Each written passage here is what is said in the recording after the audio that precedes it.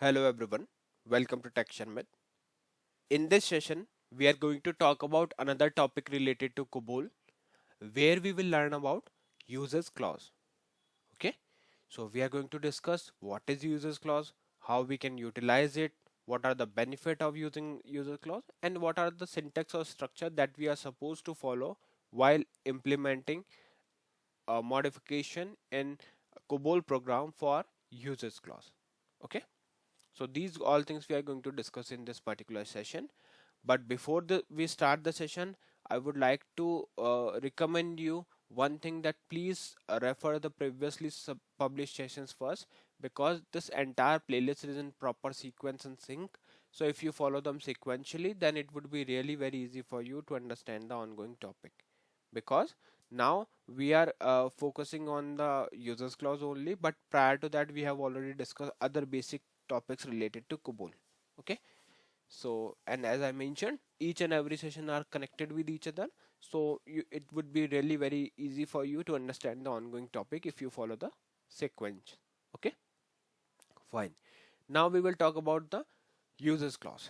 What is users clause? So let's start with the definition itself. So the users clause in Cobol defines how the data is stored in memory. Okay, so when you want to like in when you want to mention it properly or directly that yes, this is my data and I want to store this in this format in a memory, so in that case what we will do, we will utilize the users clause, because it tells the computer whether to store the data in readable format like text, normal text, or in a more efficient format like binary for a faster calculations. Okay, so this is the use of a users clause. So whenever you want to showcase it, for example, if you want to store your data in a human readable form, so in that case we will utilize the users clause to make it very clear that store this data in a human readable form.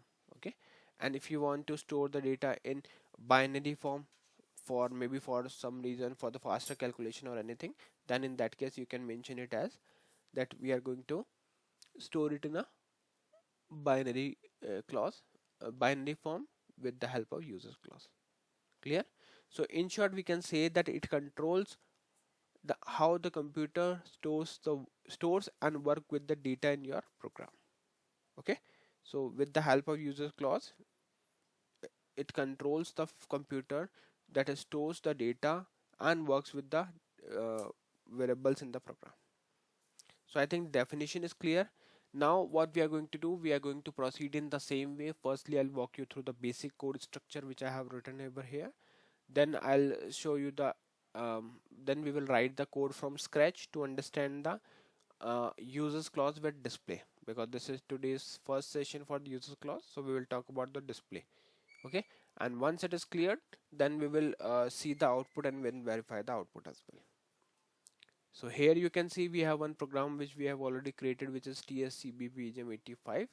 So I'll take option 2 here, and okay, okay, let me relog into my system.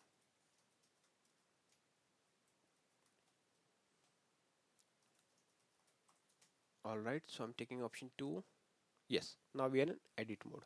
So here in this program, firstly we have mentioned the identification division. What is the identification division? Like whenever we want to store the information related to program identity, that information we will store inside this identification division block. So here right now we have two information, which is program ID, which is denoting TSCBPGM84, and author name, which is denoting the author name. Okay, I think we didn't change the name, so let's change it to 85 because this is the program name, right? So TSPGM uh, TSPP, TSCBPGM85 is the actual program name. Clear? Fine.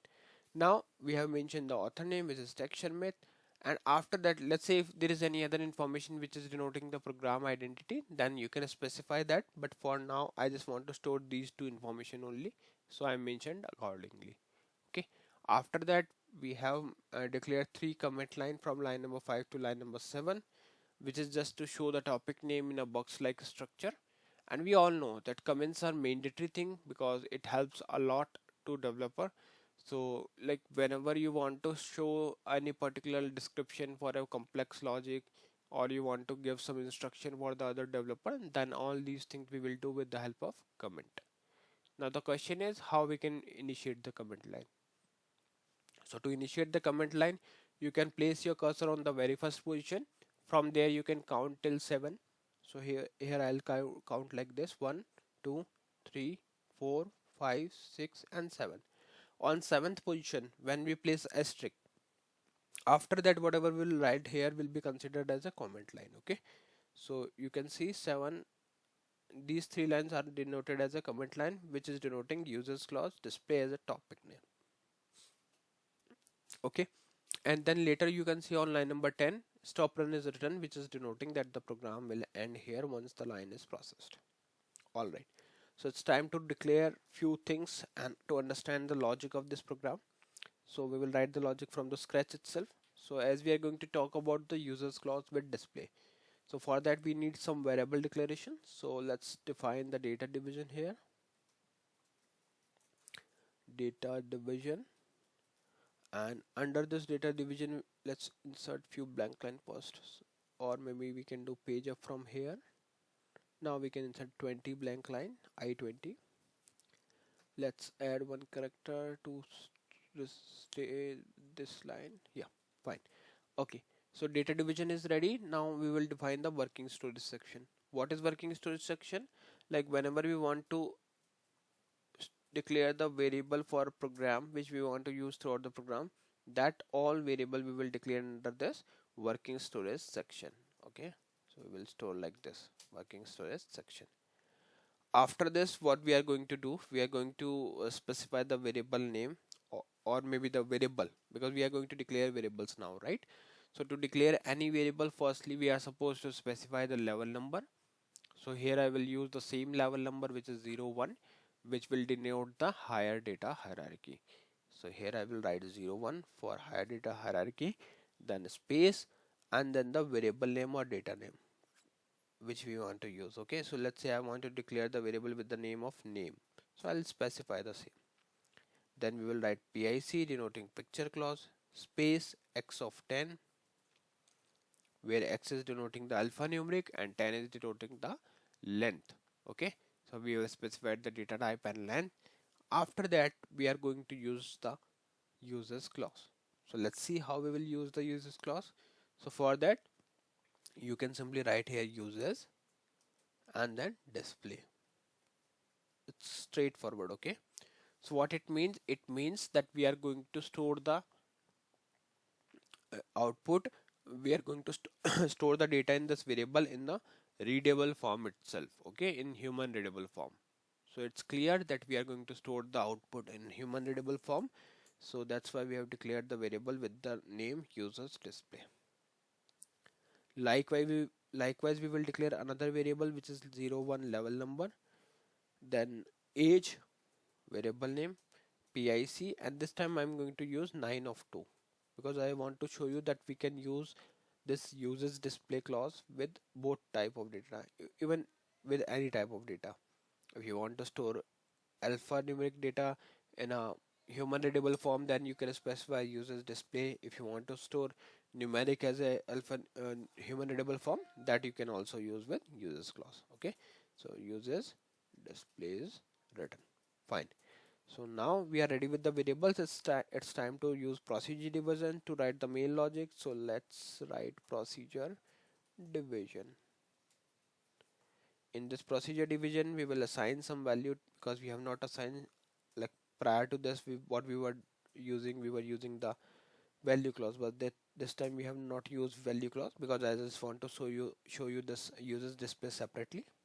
So I'm moving the values directly with move opcode, move statement. So let's specify the values like this. Similarly we will assign the value 21 to age. Okay, alright, so we are ready with this. It's time to print the values to verify the output. So display, here we can directly put name and then the display age. Alright, so we are ready with it. Let's remove the unnecessary line from here and let's compile it to see the output. So I'll just compile it by 14. It is compiled successfully. Now I'm calling it. So you can see the name is printed as Sharmit and text is printed as 21, which is expected. And in the backend, when this data is stored in the memory, it is stored in a human readable form, which is like a normal text. Clear? So this is how we can utilize the users clause in Cobol to store the data in a human readable form. I hope this session is clear to all of you. In the next session, we will discuss few more things. So thank you for watching TechSharmit.